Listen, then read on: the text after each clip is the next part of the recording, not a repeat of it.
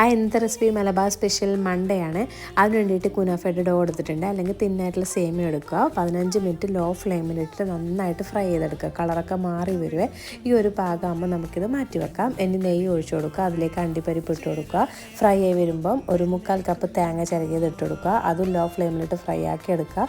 എന്നിട്ട് നമ്മൾ കുനാഫയുടെ ഡോ അതിലേക്ക് ഇട്ട് കൊടുക്കുക. ഒരു 3/4 കപ്പ് പഞ്ചസാര, ഏലക്കാപ്പൊടി, ഒരു പിഞ്ച് ഉപ്പ് ഇട്ടിട്ട് നന്നായിട്ട് ചൂടാക്കിയിട്ട് മാറ്റി വെക്കുക. ഇനി നമ്മുടെ സമൂസ ഷീറ്റ് ഉണ്ടല്ലോ, അത് ഇതുപോലെ കട്ട് ചെയ്തെടുക്കുക കേട്ടോ. എന്നിട്ട് ഇതുപോലെ കോൺ ഷേപ്പിലാക്കിയിട്ട് ഒട്ടിച്ചെടുക്കുക.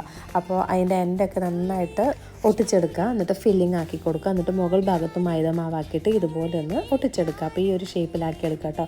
ഇതുപോലെ എല്ലാം ആക്കിയെടുക്കാമേ. ഇനി നമുക്ക് എണ്ണ ചൂടാകുമ്പോൾ ഫ്രൈ ചെയ്തെടുക്കാം. അപ്പോൾ ഈ എൻഡിൽ ഇതുപോലെ കുഞ്ഞ് ഹോൾ ഉണ്ടെങ്കിൽ ജസ്റ്റ് ഒന്ന് മൈദയിൽ ഡിപ്പ് ചെയ്തിട്ട് ഇട്ട് കൊടുക്കുക. ഇല്ലെങ്കിൽ ഓയിൽ ഉള്ളിലോട്ട് കയറും. അപ്പോൾ ഈ റംദാൻ ഒന്ന് ട്രൈ ചെയ്ത് നോക്കണേ. Malabar special Monday. അപ്പോൾ താങ്ക് യു.